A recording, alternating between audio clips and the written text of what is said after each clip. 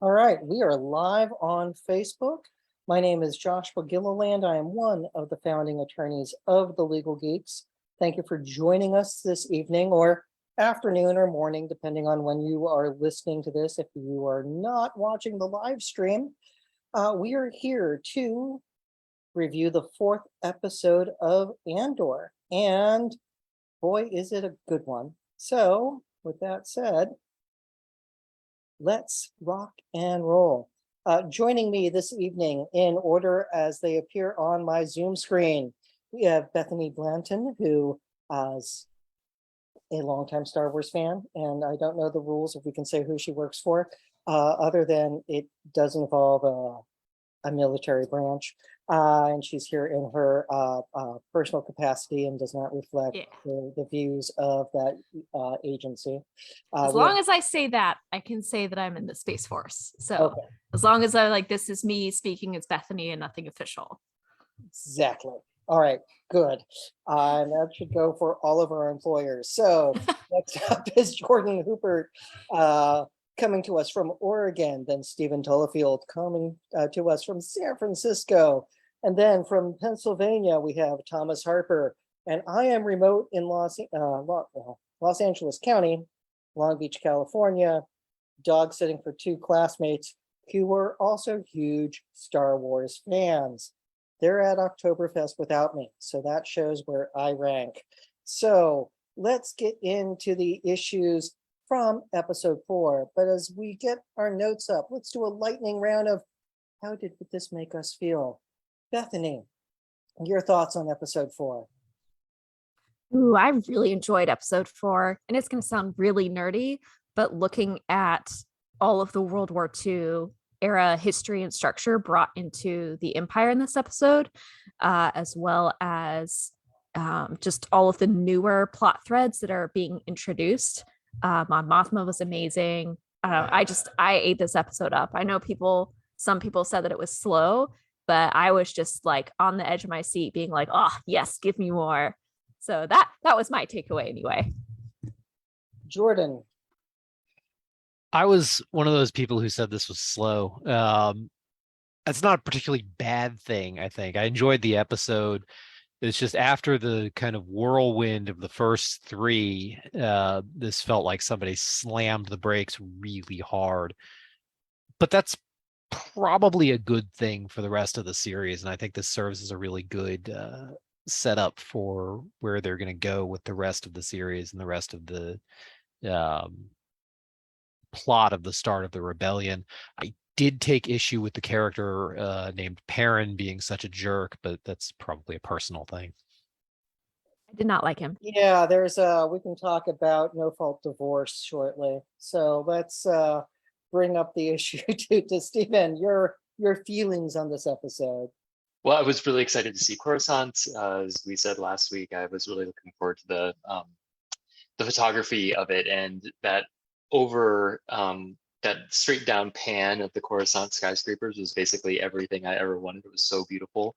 That was great. And I'm a sucker for a heist film. And so I felt like, even though it was a lot of dialogue, I feel like this is the part of the story where everyone's telling the audience what the heist plan is going to be, and then we get to see how it all goes south. So I'm very much looking forward to it. Thomas. I love this episode. Jordan, I won't count you within this group of people, but there's a class of Star Wars fans, and I'm not saying that they're bad fans by any measure, but if it's not Darth Vader roaring down the hallway in pursuit of the Death Star plans, then it's too slow for them. And that's okay. Like, if that's your Star Wars thing, then have at it. But to me, that brake pump that you describe is like the Empire being built into like this very dangerous entity. Finally, it's not a bunch of goofballs tripping over themselves and not accomplishing what they set out to accomplish. They feel real, they feel dangerous, and they feel like an existential threat that's worth fighting against for the whole galaxy. To everyone from the team there on Aldhani, to Luthen, to even Mon Mothma. And I just think it was a fantastic start to finish. This is everything I want from a Star Wars show.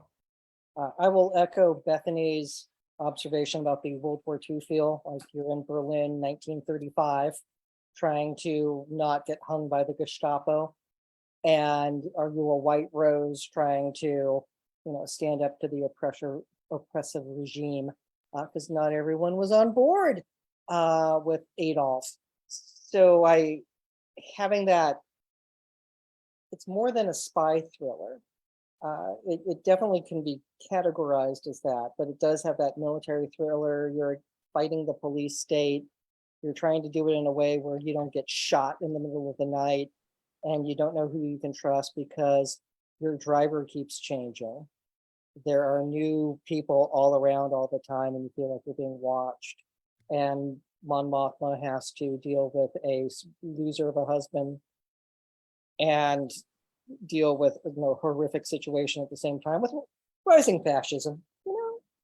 Yeah, the whole like the ISB structure actually mirrors in many ways the structure and mission sets of the Nazi SS, which was horrifying. Like just how the rising fascism piece of it was just chilling, because you see a bunch of people who aren't necessarily evil, who believe in the reign of the empire. Like they don't see the empire's more evil nature. They just think that the empire is bringing order, and they're acting in accordance. You also get the factor of they're set up to compete with each other. And in the Nazi Germany did that with their officers, where it wasn't a nice unified approach. They were cutthroat and trying to sabotage each other, which made it, on one level, that worked to our advantage because they weren't able to organize a response to Normandy.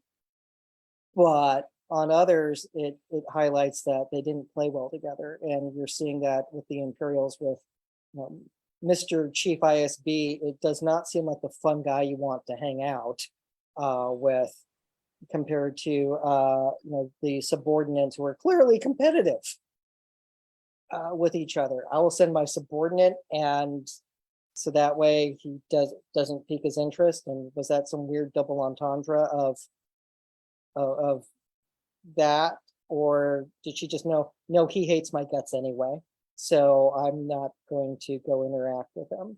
So yeah, just a very hostile work environment waiting to happen. But the first legal issue that we have is one that we know very well. It reminds me of one of my early blog posts I did about Firefly, with contract formation when you're having a heist, which we see echoed in this, where we have the enforceability of a contract to steal the quarterly payroll of the imperial sector, that if Cassian, going by Clem, is able to deliver on this, he'll get paid $200,000. So there's offer, the analysis is offer, acceptance, consideration, and performance. And let's revisit contract law. And Stephen, this looks like your moment. Hit me.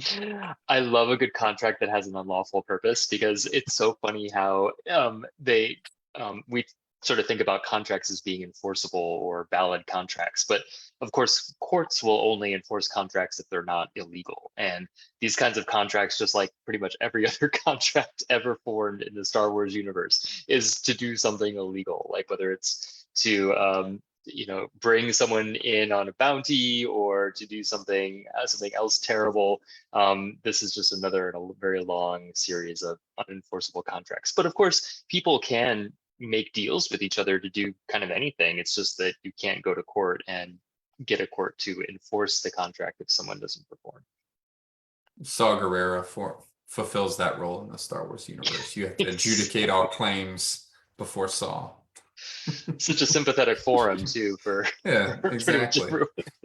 Gives breaks left and right. They call him the Candyman. Yeah, it's putting aside recreational bogey usage. There's a bigger issue at play where if it's illegal, the court's not going to enforce it. It's why gambling debts are not enforceable. But granted, that's when the mob breaks your leg. So again, they're just enforceable in a different way.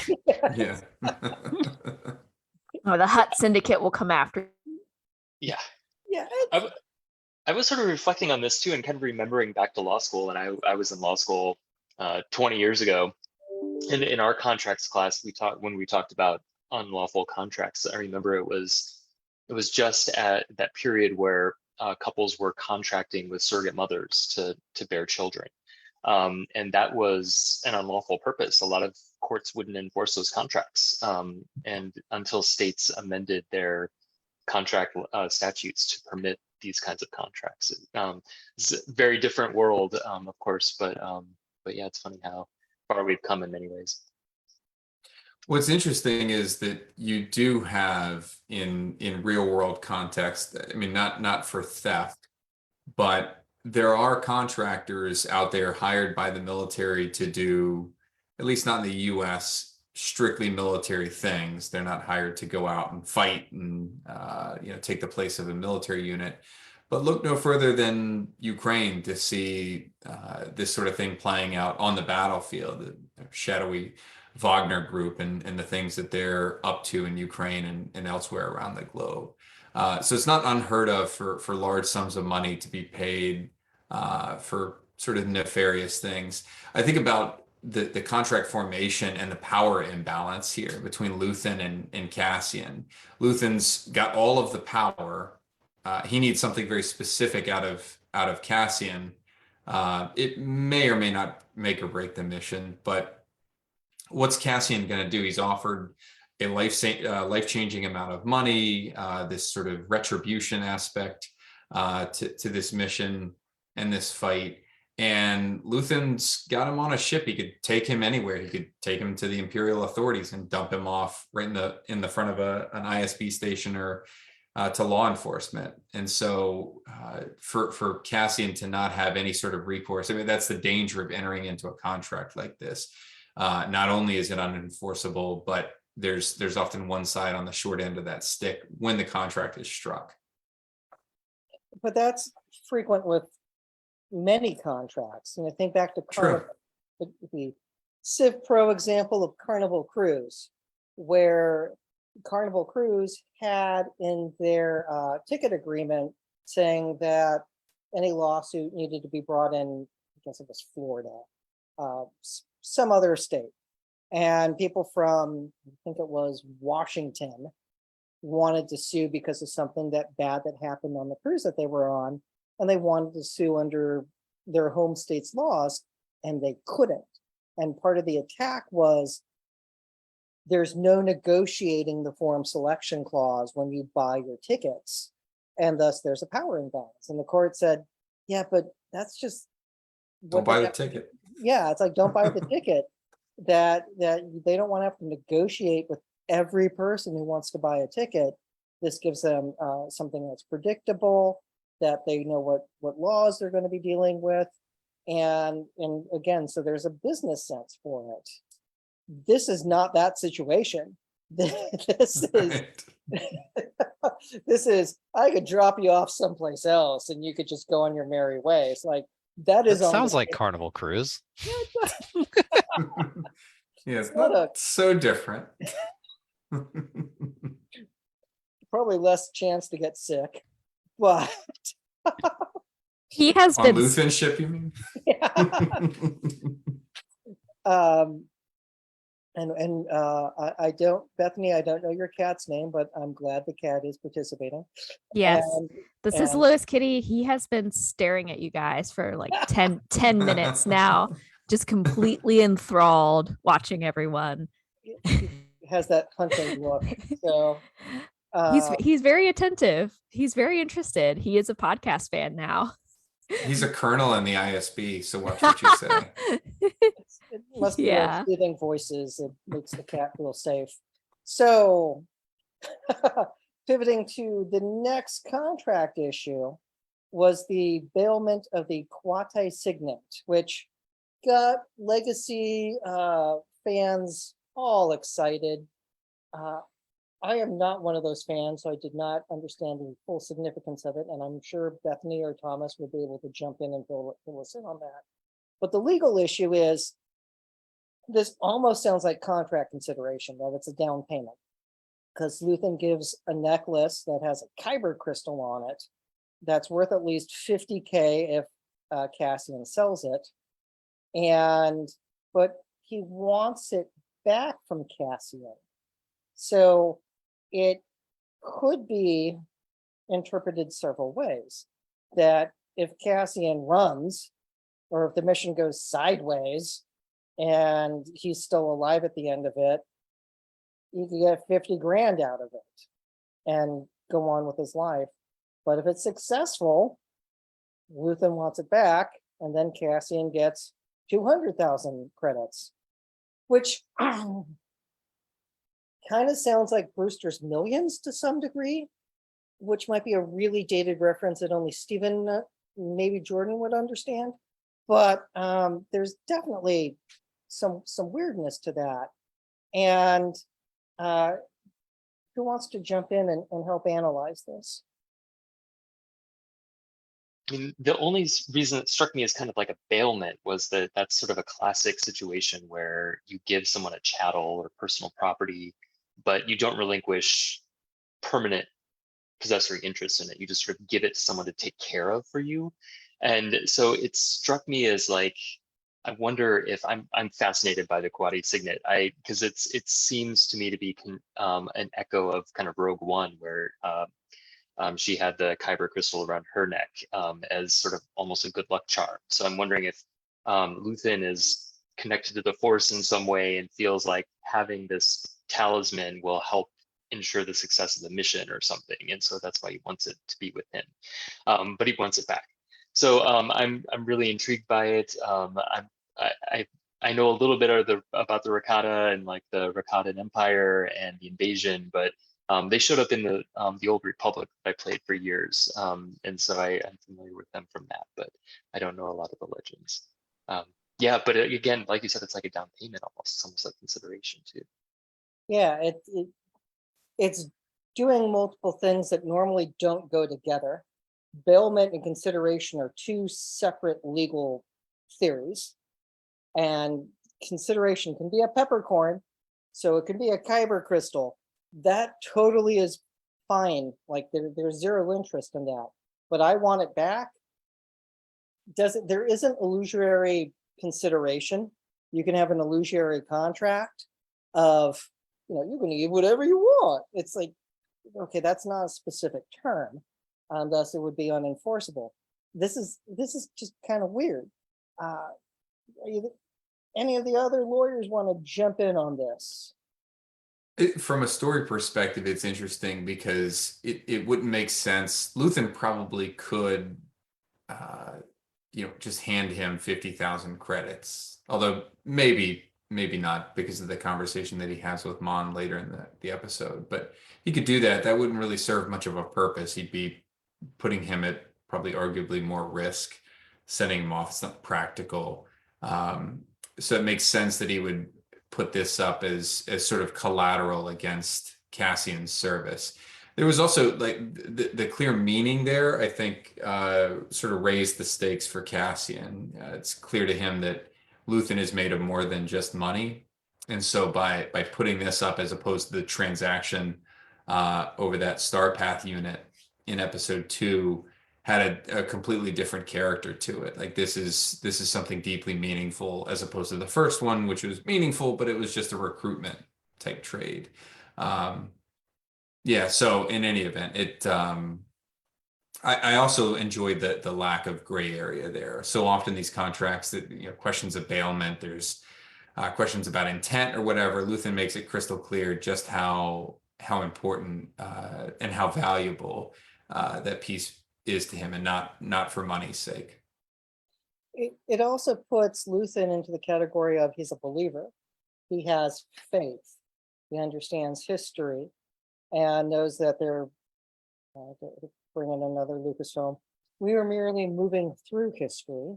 So there's that element to him as well. And again, to pull in a little serenity, that he believes in the cause and is willing to put everything on the line for it. Now, I have not read any of the EU books.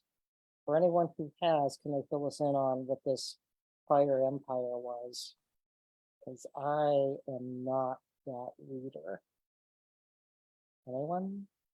Well, they were an ancient race of dark side users, and they kind of enslaved the entire galaxy. They they're attributed um, origin of hyperspace is attributed to the Rakata. And they're really weird looking guys. They're kind of like, they have to be cone heads and like these eye stalks off the side of their heads. They're sort of Wow. funny looking. Yeah. So, but they went extinct at some point. I think it was attributed to some sort of illness, or the dark side sort of consumed them as a culture and as a civilization. But it's sort of like if you're familiar with the Jedi Fallen Order, they resonate, like their history kind of resonated with the history of the Zepho, like those sort of Force users, kind of very powerful, very proud, that sort of succumbed to the dark side of the Force and just vanished from the face of the galaxy. Okay. Yeah, and it was kind of like, it's interesting that Luthen brings this up, because I think he's a very shrewd individual, and on the one hand he's very much gambling on Cassian, while on the other hand with Vel, he's making sure to ensure that gambling a little bit, like, you know, if he's a liability, he's disposable, but he really believes that there's a good chance that Cassian will be a really good asset to the rebellion's cause, and he believes that Cassian, deep underneath the surface somewhere, also believes in that cause. And so I've played Knights of the Old Republic and some of the Old Republic, and the sense that you always got from the Rakatans is that their fall was so utter and complete and disastrous for their entire race, for the entire galaxy, for the millions of slaves, for everything that happened that was so horrendous, that those who fought against them proved that no matter how dark the darkness gets, there's always a real chance for hope. And that's essentially what Luthen is trying to tell Cassian, even though he doesn't say that in so many words. That's kind of the story behind the end of the Rakatan Empire, is that there is always hope. And so it's a very subtle weaving in of the A New Hope, Rogue One threads of hope, which I greatly appreciated. I was squealing internally. Yes. So I saw this as a lot more sinister than you guys did. And I may just be pessimistic about people in general, but I saw this as Luthen giving Cassian something that if Cassian ever tries to sell, he is going to be able to trace straight back to him. Because Kyber, at least in the Old Republic and presumably in the fledgling Empire, trade in Kyber was really controlled and restricted. They talk about that in, I'm blanking on the name of it, but the book about Obi-Wan's time as an apprentice under Qui-Gon, that's a big point in that book, is that the trade in these gems is pretty restricted. So I saw that as a trap. Run and we'll find you. But maybe that's just me. But I And think Cassian doesn't know his it profession. is. Yeah, like I think it's actually all of the above. Like Luthen is an incredibly shrewd human being. And so he's kind of balancing this, like his belief in the cause is to the extent that he is not afraid to sacrifice Cassian if he doesn't win Cassian over. And Luthen is not as arrogant as to think that he's 100% correct about Cassian. He's open to being wrong, and basically says as much in a seemingly pretty callous way to Vel, like, meh, he's disposable if he doesn't come through. He So- forgot to Fair. mention, grab that necklace off of him if you kill him. Right. So, maybe I a don't know slight that you have to oversight. mention that. It's implied. It's going like, hey, that's really expensive. We should not leave his corpse with that. So go get him. I appreciated it. I think we'll see those being sold at Galaxy's Edge very soon, because like I'm pretty sure all of us would buy one. I'm pretty sure there isn't someone. Yes. Yeah. I mean, I yeah. mean, Yeah, it's The mouth can take my money. yeah. I'm shocked that they're not already selling them. Yes. That they weren't rolled out simultaneously, because it's like, that looks pretty cool. Like, I can see that as a good gift. So yeah, didn't bother me. That said, we do have mercenary issues now to talk about, which is an offshoot of the contract formation. Let's get into the law of war issues here, which I'm sure, Thomas, you can help us understand. This is also the reason that I love Andor so much. It's just ready packaging these issues for me, which I appreciate, whether they realize that they're doing this or not. So mercenarism is, as far as a legal construct goes, in the context of an armed conflict, a term that is really, really tightly defined under the Geneva Conventions, and specifically the Additional Protocol 1, which was ratified in the 70s. It's treated as customary law, so the concept, the definition of it, and that just means that there are certain rules that are sort of codified as treaty law, and then there are a whole other body of law of war called customary rules. These are just rules with equal force of law, but they've been developed over the course of decades, millennia in some cases. They are commonly understood practices that states follow in conflict after conflict after conflict, and they become binding because of that customary nature of them. So mercenarism, interestingly, because it's had such an infamous history, obviously that's a very kind of controversial thing to define under the law. There places like Africa where mercenaries have played a good role in some cases, a bad role in others. We're seeing it play out sort of nefariously in Ukraine. All that's to say that AP1 has a really detailed definition. It's like a 6-part definition for what a mercenary is. Cassian meets most of these, but what I wanted to dial into is this desire for private gain that's required for mercenaries. That's sort of what distinguishes them from a normal soldier. And it's not just a desire for private gain because, Bethany and I, as uniformed service members, we get a paycheck as part of that service. That's private gain in some way. This is distinguished because the promise is got to be, or that private gain has got to be excessive or substantial in relation to what a normal sort of service member is paid. So $200,000 for a single mission. Bethany, I think we're paid on the same pay scale overall. That's beyond where the furthest right on the pay scale you can go as far as the U.S. military is concerned. So that's a substantial force that checks off that box.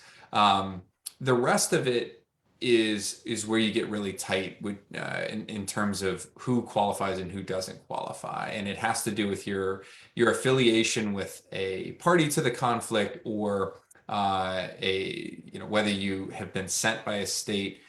Bottom line, just looking at Cassian's compensation here, I think he qualifies as a mercenary. Luthen presents him that way to Vel. This is a hired gun, he calls him, and he's disposable in that sense. He's here to be a redundancy and fill a particular role.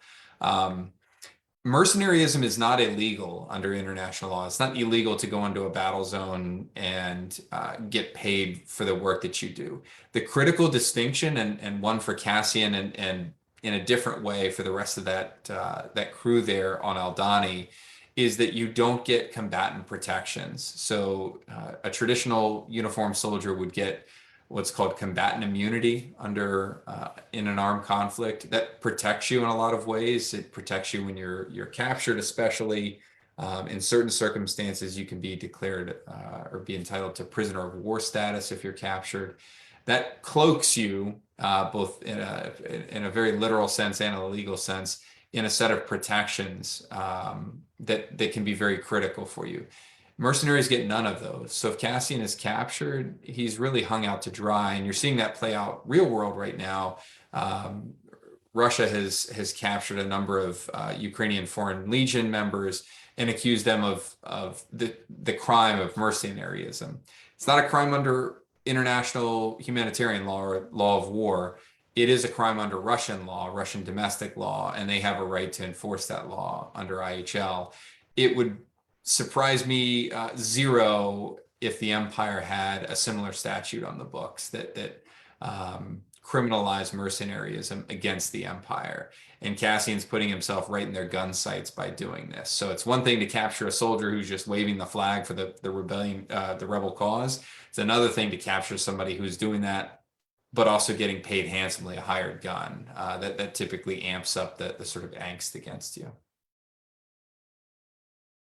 But he's just trying to get away. He's not thinking about any of that. Yeah, and there's the Ukrainian side of the story is fascinating to get into, because that does remind me of what we call the citizens of London, all the U.S.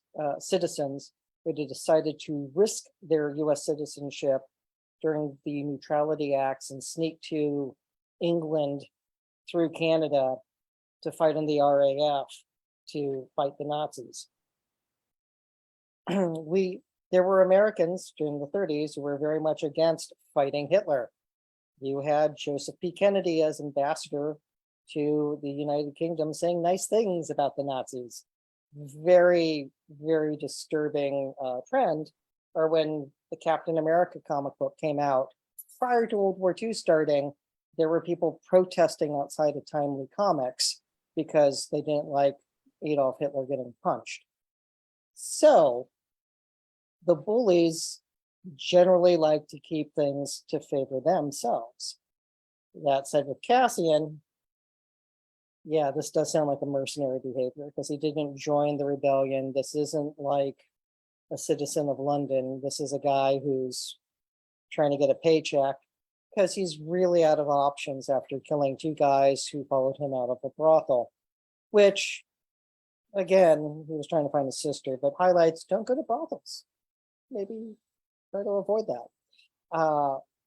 That said, let's pivot to the issues that we see with the ISB officers who are just not on the same team while working in the same office. They don't do a good job of backing each other up. They're just very competitive and they're arguing about jurisdiction. And Jordan, you have some analysis here, as does Thomas. So can you help us understand these issues?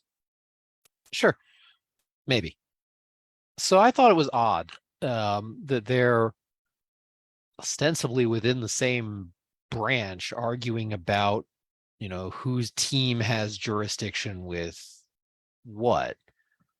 I mean, on the one hand, it's a very, very different model than the work avoidance model that you see sometimes. So, props for motivation, I guess.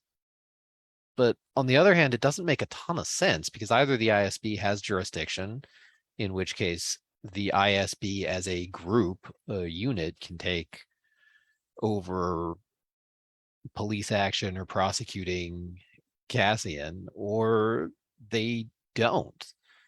So one thing it brought to mind for me, and one thing I think it could have been but was not portrayed as, is it could be something like state jurisdiction versus federal jurisdiction, and who has the right to prosecute any particular crimes. If the federal government is going to prosecute a crime, it has to have a federal interest, either a federal law broken or happen on federal property, or the two big ones. They might be the only two. Otherwise, whatever state it happens in has jurisdiction, and the state courts go after, and state law enforcement go after whatever. So it could be that, and they're arguing as to why they can take it away from the corporation, the corpo police, from the first 3 episodes, which would make sense. We need some jurisdictional tie to the Empire to come for ISB to come in and yoink Cassian away from the locals who have already screwed this up really badly. That wasn't how it was portrayed, though. It was portrayed as, well, the ISB is going to do this, and we just have to figure out which team of the ISB is going to do it. Which I will leave how it's portrayed to Thomas, because that does not click with anything I've seen. Yeah, this was a fascinating look into. We've never seen the ISB sort of the inner workings openly portrayed on screen. You've seen bits and pieces of them. You see some of the way that they operate as this sort of military offshoot with military authority of some type. I mean, think Mandalorian and Rogue One with the existence of the Death Troopers and some of these ISB type agents operating as pseudo military commanders. Moff Gideon certainly filled that sort of role, probably pre fall of the Empire, and they're sort of portrayed as like almost like a special operations element of the Imperial military. Like they don't have the same restrictions, and they have a very specific mission set to execute. I thought it was fascinating. It gave me a lot of questions about how they're organized, how they're operating. We know a little bit in terms of the later shakeup of the galaxy once the Galactic Senate or the Senate is dissolved. You have these regional governors who have always existed in the imperial structure take full power. The ISB seemingly has these areas of responsibility all over the galaxy assigned to some of their more senior ranking officers. And, baked within that is arguably domestic intelligence gathering, domestic and foreign, I suppose, depending on whose jurisdiction and what planet you're talking about. But they're operating sort of like an amalgamation of different U.S. intelligence agencies, CIA, Homeland Security, you name it, and the ISB has sort of flavors of it. And Bethany, you brought up Nazi Germany. I'm interested to hear your take on that. So this actually made a lot of sense to me, not in that it's a good thing, but for the first part, actually how they have divided up what they're calling sectors, or like sectors of responsibility. And some of those are overlapping with specific mission sets. Like Deidre has, while that specific mission may not lie within her sector, she's trying to claim some level of jurisdiction in the other lieutenant's sector because it's her mission set.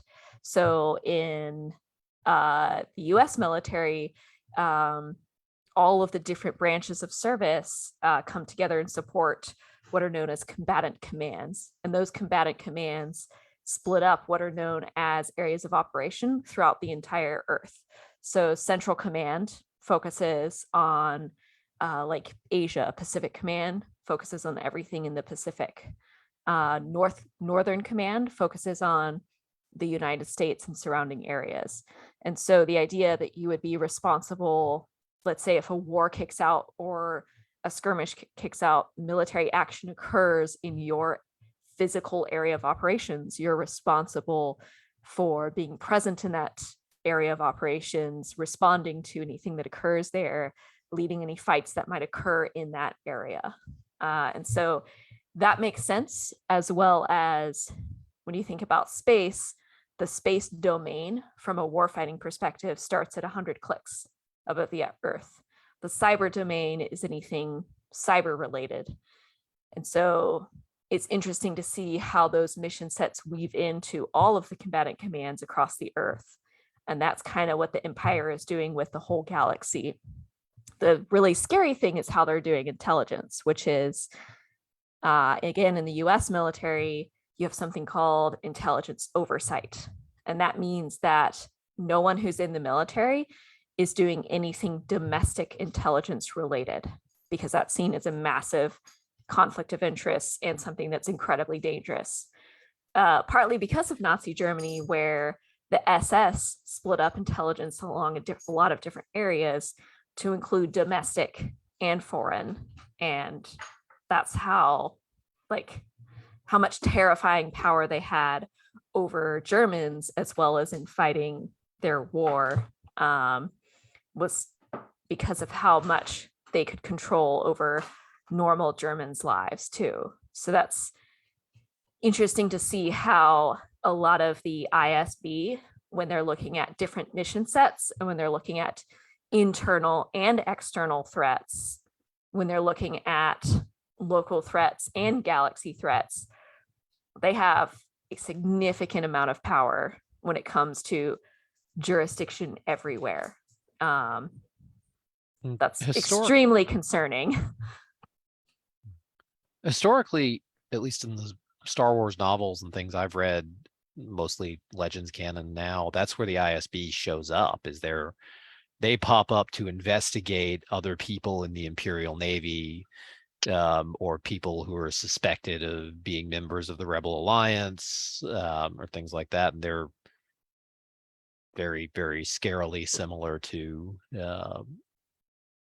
some of the Nazi stuff where they're investigating Imperial citizens.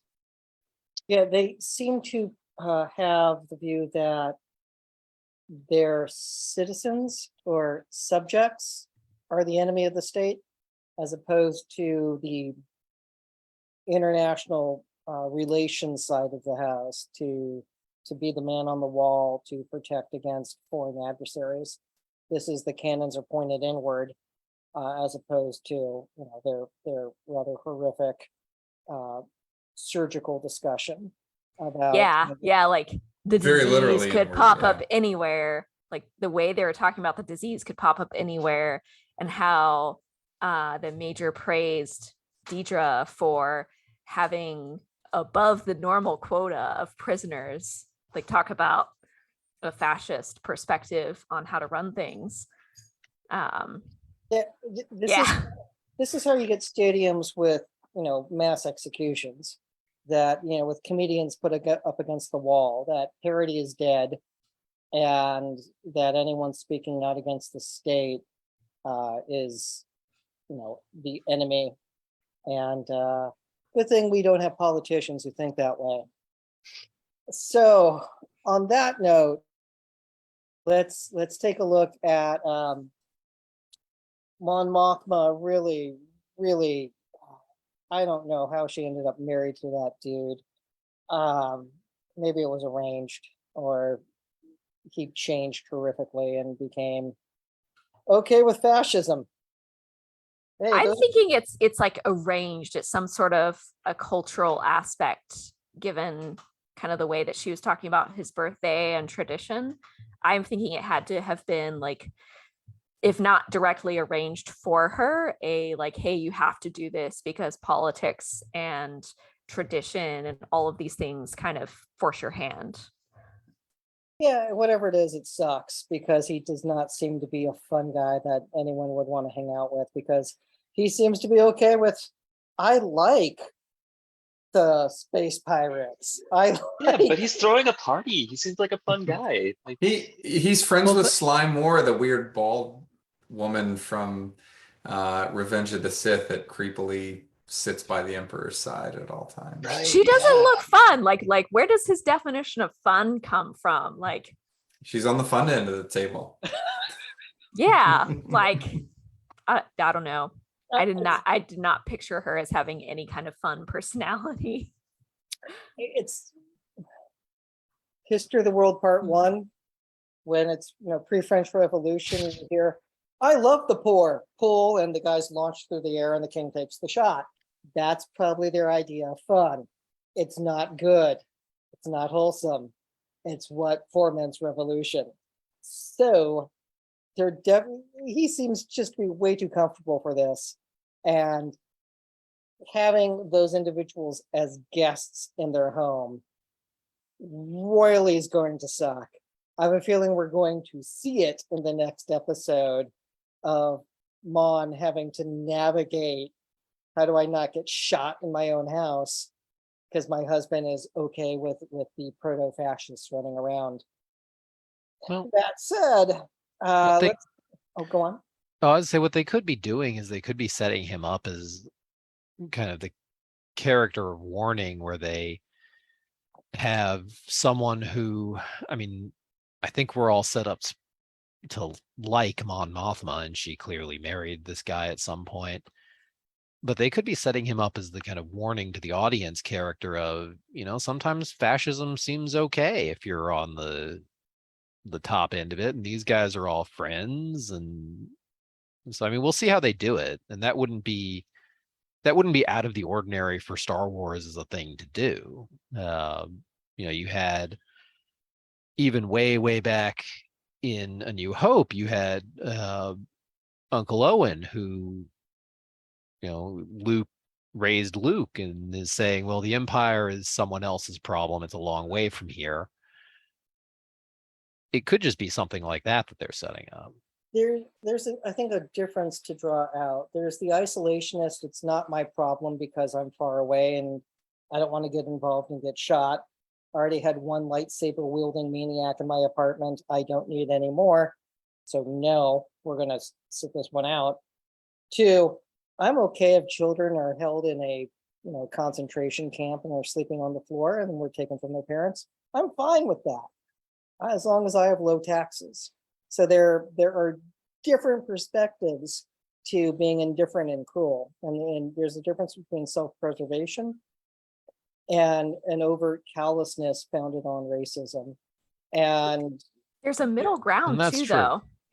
Like there's a middle ground that I think we're seeing some characters, even if it's not explicitly stated, believing the Empire's propaganda. It's about the greater good and it's about order. And they can justify a lot from if you carry those perspectives to the extreme, you can justify a shockingly horrific amount of terrible behavior. oh yeah, we can look at the Germans. Yeah. Yeah, and the Empire has an entire apparatus built around it, not unlike some real world examples. Compnor, the Commission for the Preservation of the New Order. I mean, that's the imperial structure to not just sort of propagate, but to also indoctrinate the galaxy into this sort of Palpatine vision for how things should go. Yeah, it's as long as it's not in my backyard, I'm fine. And that's one of the things I think Star Wars has always done really well, is bring that kind of thing to light of, these concepts, order and justice and peace throughout the galaxy at any cost that the Empire seems to stand for. Great, unless you scratch a tiny bit below the surface and see what they're really doing. Okay, Luke is willing to sit out the fight until his aunt and uncle are in danger, and then he sees what's left of them, and then it's, I'm on board. I want to go to Aldhani and learn the ways of the Force like my father before me. That's the kickoff here. So this is different. I mean, like, we're in that category of, we're going to have a fun dinner party. And I'm going to be at the fun end of the table because it's my day of days. And what present did you get me? So, which brings us to something disturbing about Luthen and laundering money for his fledgling rebellion that ironically intersected with John Oliver this week about, cultural artifacts and going into museums and private sales. And there's a whole lot of law on that. And it's a super hot button issue of Luthen is collecting things that are of cultural importance and selling them. So it's not like he's a jeweler. It's more than antiques. It's more than that. And on one level, his persona that he dons as his cover raises an interesting question of, what was his original personality? Was he the fun-loving art dealer? Or was he always willing to shoot a dude in order to fight fascism? I don't know the answer to this. Why not both? Yeah, it could be both. I mean, Why not both? the entire, like, the hot washcloth and then putting on the wig where you can't tell it's a wig good job there. And the outfit and putting on each ring and then practicing the poses like he was getting into character. That's exceptional storytelling right there. I mean, just masterful small moments to show the commitment to how do I not get shot today? And well timed, because everybody who has worked remotely felt that very deeply to their core. Like, Maybe not necessarily how do I not get shot today, but I definitely had to that remember how to part. tie a tie. That's for sure. That's true. I worked for remotely for a decade prior to COVID. So I didn't have the problem of those who are complaining about I don't know how to put pants on anymore. Like I never understood that. I'm very type A. Grew up with my grandparents getting up at 6 a.m. and I felt like I wasted the day if I wasn't up before 7. So I am completely down with that. But he's getting into character and it's brilliantly done. And the Easter eggs that we see throughout his gallery are impressive. And Yeah. Oh, I was just going to say, it seemed like, at least in terms of the laws of the Republic transitioning into the Empire, that he's running a perfectly legitimate business. Like I would assume that a senator wouldn't be seen sort of public easily entering something that was unlawful. So it reminded me when we were doing the Hawkeye podcast that there's that sort of whole scene where they had that underground, very secret, very obviously unlawful sale of cultural artifacts. But this doesn't seem like that. It seems more like an art dealer, which is interesting. Especially since Mon Mothma had a driver with her that she didn't trust and was pretty certain as a spy. If it was unlawful, she wouldn't be going there in a way that would risk her reputation or give people ammo against her. yeah, it's a high class art dealer.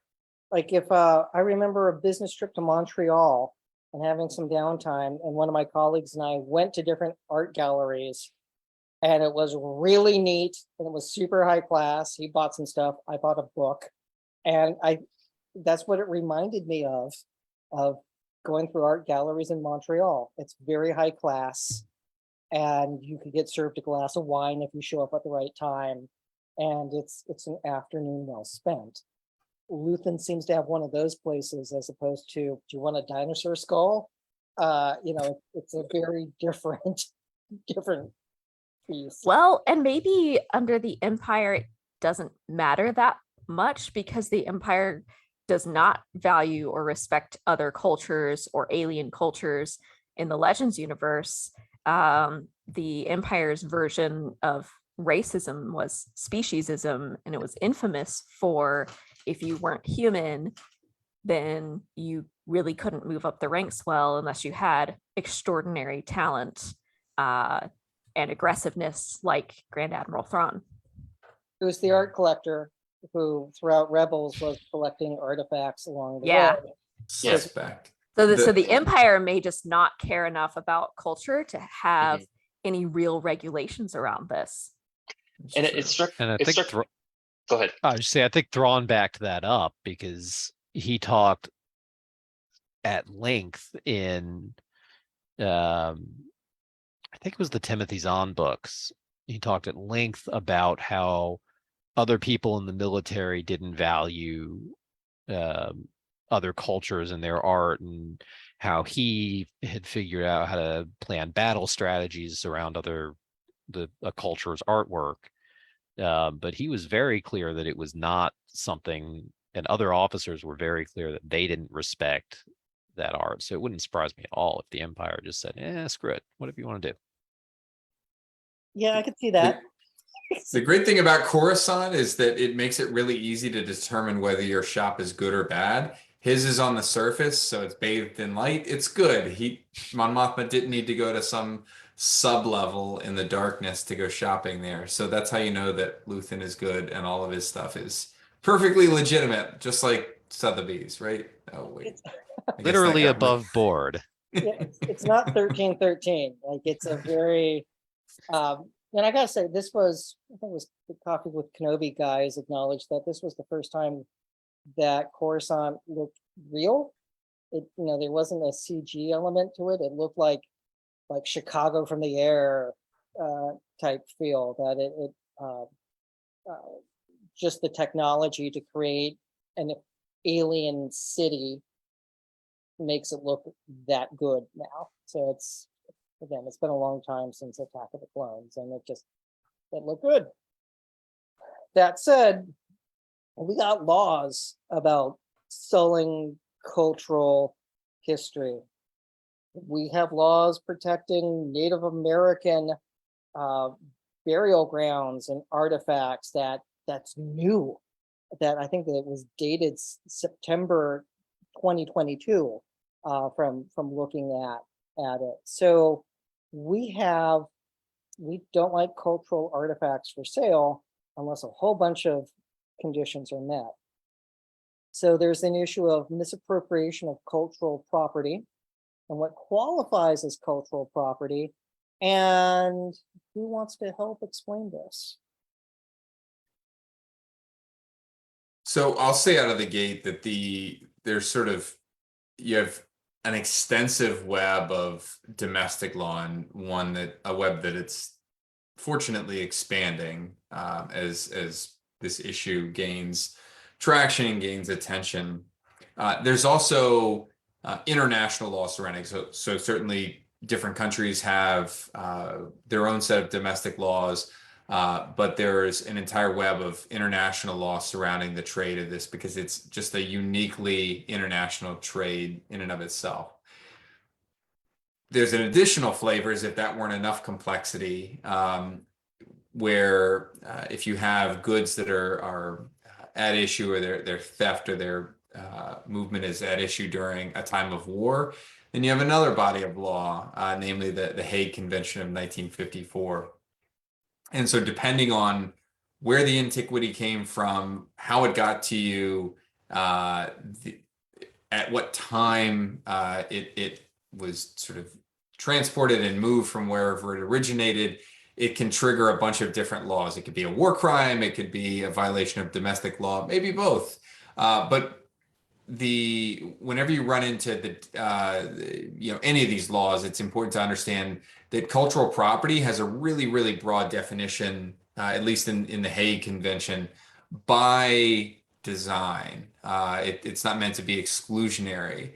And so when you look to Hague, at least, they speak of objects of great importance, great cultural heritage of every people. It's not confined to religious items or secular items. It includes both. It ropes in archaeological sites, buildings, works of art, things of artistic interest. I mean, it is about as broad as you can draft an item, and the drafters, at least of that treaty, were intentional in doing so, because what is an item of cultural property to us, to those of us on the screen, it's going to be very different than say those in other countries. And if you watch the Last Week Tonight's long form segment from Sunday, there's a great example of, I think it was from Thailand, but it was a piece of cultural property, this statue that had been removed from its shrine at some point.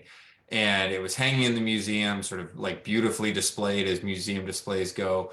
And when it got returned and repatriated, it went right back into use as a shrine. It's surrounded by candles, people are coming and doing, so very different sort of context for its use, but still very, very critically important to the people whom it was taken from. And that's why you see such a web of domestic laws, particularly as it pertains to Native Americans, because historically, at least within our country, they've borne the brunt of a lot of misappropriation of their own, not just land, but artifacts as well, a lot of which is still sitting in museum store shelves. So it's a broad definition, and that sort of matches up with Luthen's store, at least his storefront. It sort of classically mirrored what you see, at least in the Last Week Tonight segment, where you have this front-facing store with all these great antiquities. Some of I think about the Gungan shield that's in there, so some that clearly came from maybe a time of war. We don't know really. He shows off a cudgel that was clearly an instrument of war to Mon Mothma. all sorts of stuff. We don't know the history or how it came into his hands. And then there's a whole back area, store area with things in different states of preparation and examination, storage, etc. And so who knows what's there? I think the thing to keep in mind through all of this is that there's an idea for folks like Luthen, this idea of a good faith purchaser, somebody who when they take action to purchase something, even if they're a reseller, if they genuinely and reasonably believe that that item that they're purchasing and taking possession of is legitimate, it doesn't run afoul of any laws, generally speaking, that good faith purchaser is not going to be subject to criminal liability, or at least that's a very solid defense if a prosecution was brought. So I think the way Luthen is portrayed, at the very least, if he does have some nefarious items in there, I'd like to think he was a good faith purchaser. Did the gift that Mon bought, was that the father from Mortis? I'd have to go back and see. Anybody else catch that?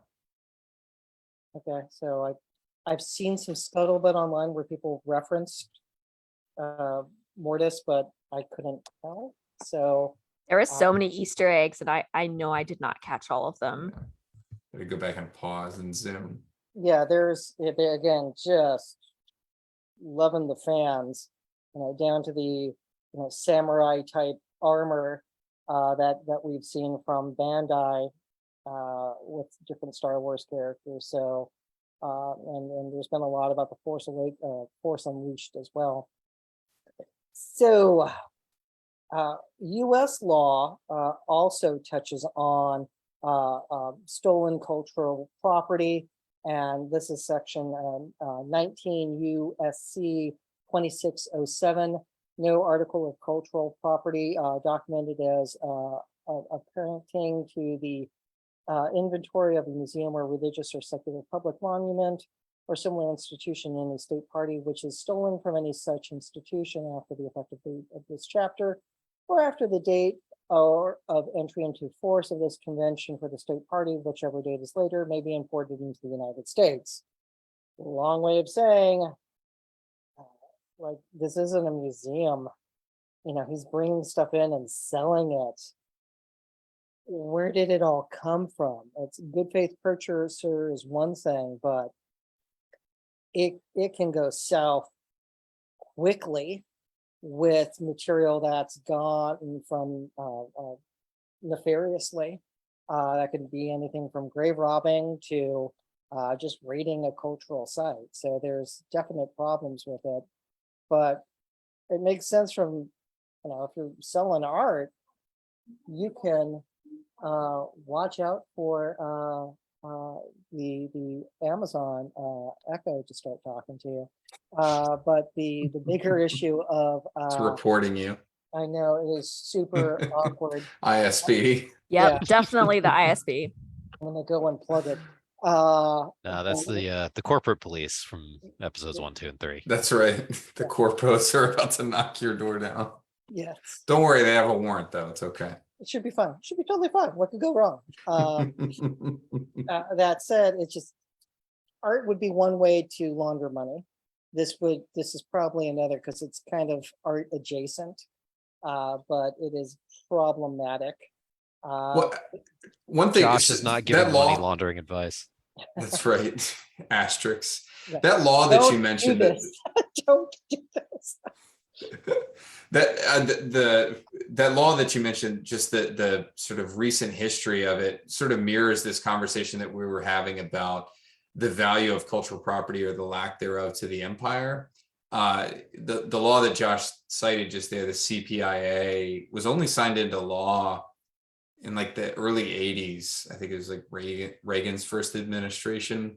And it was an implementing law that came on the heels of a UNESCO treaty that concerned the prohibition of illicit import and export of cultural property. But I only raise that to say that happened in some of our lifetimes, right? This move to strengthen and really give teeth to protection is only in recent history. And you think about the vast amount of at least U.S. history that were uncovered by this sort of law. It didn't look so different than maybe some aspects of galactic imperial culture with regard to the flippancy that we treated cultural property with. So don't necessarily look at the Galactic Empire and turn your nose up and say, well, that would never happen here. Like surely governments here would never treat items like that so valuable so callously, because that's only that tide has only changed recently. Yeah, God forbid Star Wars reflect what's actually happened. So Never. yeah, never. It's not like the ISB hats mimic Imperial Japan. Like, nope, not at all. Don't worry about the jackboots. So brings us to another issue of Mon Mothma. She's rightly concerned because of the activity that she's engaged in. Who wants to talk about her liability? I mean, just to chime in to say this is very timely, given this is the first day of this is the opening arguments of the people who are accused of the Oath Keepers in their seditious conspiracy trial.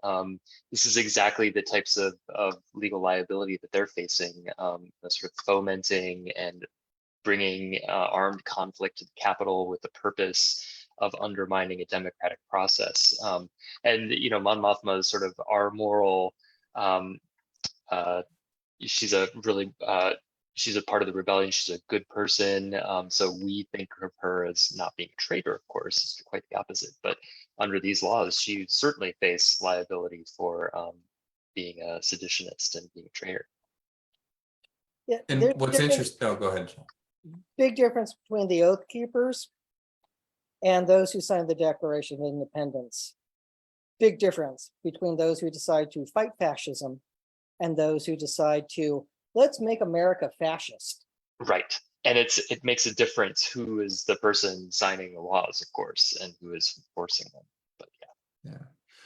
What's interesting with this entire scene and the sequence with Mon Mothma is it's clear just how dangerous she understands her task to be. And she's not officially joined the rebellion. She is not their commander in chief. They've not taken up unified arms against the Empire. This is all way before any of that has happened. But Josh, I think it was you that referenced sort of this inciting type speech as being the target in Nazi Germany or otherwise elsewhere, where a fascist government will look at someone who's openly criticizing them and come after them. And in fact, that's what happens to Mon Mothma just 3 years after this episode. We've already seen at least the aftermath on screen. If you've seen Star Wars Rebels, she mentions Gorman in the context of this dinner party. The Empire's just cut off their shipping lanes and she's worried about a famine breaking out there. Well, that situation escalates over the next 3 years and leads to this massacre of peaceful protesters, an event known as the Gorman Massacre. And that event causes her to take the floor at the Senate and openly denounce the emperor, blame him for this catastrophe, this murder of civilians. And they immediately make her public enemy number one. The Empire comes after her full force. She flees, and that's the episode that you see in Star Wars Rebels, where the Ghost has to link up with her ship. They save her, take her through a very dangerous nebula, and then she gives this speech to the galaxy above Dantooine, and the Rebel fleet shows up for the first time. So it's a nice, great dovetail. If you haven't gone and watched that episode, go search it out. I think it's season 3 of Rebels. That whole show is worth a watch. It's some of the best Star Wars Go ever. forth and binge. Yeah. Yeah. Well, there's a difference as well in like the Nazis would call anyone who spoke out against Nazi Germany a traitor. In Russia, Putin is doing a lot of interesting things to anyone who criticizes him. recently one of the Russian oligarchs came out and spoke to CNN and said, hey, yeah, I've just paid a massive fine because I criticized the war in Ukraine. And so that's one of the things of like, when we look at someone as a traitor, I think it does matter in the context of what's happening. And even within the same episode, we're talking about people exceeding prison quotas, that being seen as a good thing.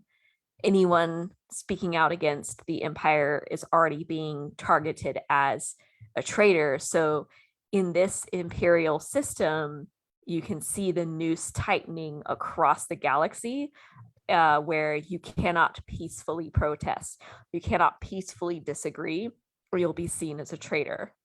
And so that's kind of the difference, is at that point, you are living in a fascist society if you cannot peacefully disagree and peacefully protest. And so that's where I think Mon Mothma is on the line right now of like, what can I change from within the system that is becoming more and more fascist? What can I change outside of the system? Because while the empire stands up seemingly overnight in Revenge of the Sith, there is a very gradual process of it becoming more powerful and more fascist across time.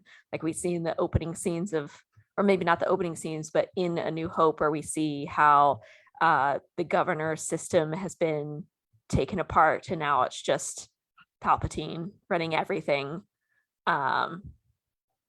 Yeah, so she's still, I think, torn between, hey, is there any chance that I can still make a difference from inside of this system? Probably not. Like, that outlook isn't looking good. There's in U.S. history, our early days of electing presidents was bumpy. The in 1800 was pretty vile with the way that Adams and Jefferson went at it. Then 1824, where you had things like, again, got nasty. 1828, where the joke was it was more honorable to lose.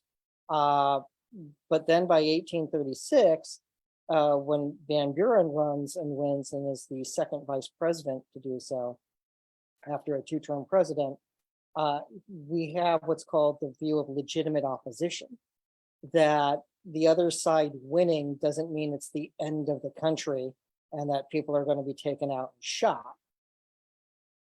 Whether or not that's still the case is up in the air for 49% of the country, and that's a scary thing. That said, it took us a while to get to the viewpoint that the other side wins. It doesn't mean it's the end. Mon Mothma doesn't live in that world. There is no opposition to the empire. And if you do oppose it, you're on the chopping block because you can't criticize it. So there's like no legislative immunity for speaking out on the floor. There are none of the things that we would consider norms. There's no electing a different emperor, No, it's just we will. He's not giving back those emergency powers ever. Nope. Why do we need freedom? Yeah, what's fascinating is Mon Mothma comes from a period. In fact, we see her during the Clone Wars at several points alongside Padme, using that democratic institution to effect change, to openly debate critical aspects of the Clone Wars. They don't always end up on sort of the winning side of the argument, but there's some meaningful traction that can be gained there. It's not a lost cause completely. It's clear from her actions and sort of her demeanor here, just in the context of her comments about the other dinner party guests. Hey, these folks work to undo everything that I've accomplished, that she can accomplish sort of a precious minimal amount using the democratic framework that remains. And it's happened repeatedly throughout history. It's happening right now as we see play out in Ukraine, but using or co-opting the trappings of democracy to give legitimacy to an otherwise fascist or nefarious means. This, hey, the people voted for this. This is what everyone wants. All 98% of them, and they all voted very voluntarily in that capacity. She At gunpoint, recognizes but that voluntarily. Yeah, well, they're just using the barrel to point at your options there. Yeah. So- Yeah. It's freedom. You're free to choose. That said, on the note of what are we going to do about a oppressive, scary regime, is how do we classify the insurgents who are on Aldhani? They're money movers. All they're doing is just moving some money, making a withdrawal from the Bank of the Empire and relocating it to rebel coffers. I put this on the outline just because it draws the distinction pretty clearly, just in terms of how they act and other the sort of setup between that small group led by Vel and Cassian, between these fighters. Vel and her team, I think, are sort of classically your insurgent group. These are probably some of the earliest members of the Rebel Alliance, although it doesn't seem like they're calling themselves that yet because there is no alliance. And then Cassian coming in with his cool necklace and his promised 200K payday. Interestingly here, Vel and the crew, they're not aligned with any system. And in our world, they wouldn't be aligned with a country. These would be, I hate to, all the examples of non-state armed groups are oftentimes bad ones, like the Taliban or ISIS or whatever. But they're a non-state armed group at best, because they're not affiliated, they're not a member of a state's armed force. Status matters very much in real world conflicts, and by that I mean who you are, how you are classified as a fighter on the battlefield. And non-state armed groups, when fighting against a state, get precious little in the way of protections. There's a huge imbalance in the number of law of war protections that exist within a non-international armed conflict. So like an internal struggle, sort of classically like the Galactic Civil War, and a traditional armed conflict like World War II, where it's country versus country slugging it out. What that means for those soldiers is much like Cassian. They don't have nearly the amount of protections that say a uniformed soldier of, I don't know, Shindrilla, if they have a standing army, would have if they were openly in combat against the Empire. And just like Cassian, they put themselves at extraordinary risk taking a mission like this. They seem to sort of agree that it's a suicide mission. They're either going to succeed or they're all going to get blown out of the air. But it's an extraordinary risk, and that's not without a baseline of protections against things like torture, conviction without trial, that sort of thing. But compared to the robust protections of, say, a prisoner of war, it's night and day. They get a little bit more than what Cassian would as a mercenary if he were captured. But it's a very risky thing from a legal perspective and just a personal safety perspective to take up arms in that capacity. Although we see in episode 4 that the Empire doesn't exactly have rules against torture. They're more like guidelines. Yeah. Don't torture a kid. Interrogation droid that sparks at Leia right before that door slams.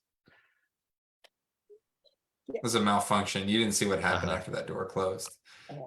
Yeah, I That's wonder. true. I wonder if they have some types of laws and guidelines against it, but then it's just commonly not adhered to. Yeah. Well, you get the classic situation, anything can be exigent circumstances if you bend logic enough. You can apply that argument to Leia. It's been applied repeatedly in our recent history. It was like a central plot point in 24 with Kiefer Sutherland again and again. So you could justify in a twisted way a lot of awful things. And at the end of the day, the thing about the law of war, the law of armed conflict is there is an enforcement mechanism, but oftentimes it's not in play until after the conflict is over. And a lot of times it's the victor that sets the conditions. That's why there were no Nazi trials of any accused criminals on the Allied side. Those were handled domestically. That's why we had the Tokyo trials in Nuremberg. And so, and you see that play out in the Star Wars universe. There's a whole storyline about what they did with the Imperial survivors, striking into who do we prosecute, who do we let go, etc. So we should finish up, but I want to highlight Karn is fired for cause. And everyone who worked below or above him is fired for cause as well. He only has one line in this entire episode, and it's mother. And then he gets slapped by her. That's Battery. brilliant filmmaking. Unlawful touching. Yeah. Parental privilege. You screwed up. Yeah. Fair enough. I'm sure we'll learn more. And like where home was. Did he go back? Was that Coruscant? Where did he go? But brilliant visual storytelling. And hats off to the actor for looking broken beyond repair for a massive mistake that got was it 5 people killed? So yeah, very well done. So I know it's not the last we'll see of him, but I just want to highlight, terminated for cause. So there's no way around that. So with that, well done, everyone. We covered a lot of ground tonight, and there definitely will be more to follow. And I look forward to seeing who Mon Mothma is trying to recruit. So if it's Bail, who's she trying to get? So Leia. My hypothesis is Leia. is this how we get Millie Bobby Brown to be Leia? Maybe. But like it would be a good sort of like cover story for like Leia's just an intern. So, an intern, adopted daughter of a colleague. Yeah, it's Leia or General Dodonna, I think was his name. okay. Those were, because I think it's Leia, Dodonna, and Mon Mothma and Admiral Akbar are the ones that are generally credited with founding the Alliance, I think. All good theories, and we're going to find out. I'm confident we will see Jimmy Smits again with a little more gray hair. You know what? Just shut up and take my money. So we'll just stay tuned. And just to set the record straight before we end, I also wasn't a huge fan of the Darth Vader rampaging down the hallway scene. So that was I wasn't lumping you in. I just wanted to be sure it was clear. I love that scene. Don't get me wrong. I have a deep love of all of that kind of Star Wars, but I like this. It has to be earned. It can't be an hour and a half of just lightsaber smashing. You have to earn it. Yeah. So with that, everyone, thank you for tuning in. Stay safe, stay healthy. We'll be back next week. And we'll also be back for Lower Decks and She-Hulk, because we live in a wonderful age where everything we love is now on TV. So stay until next time, everyone. Be well.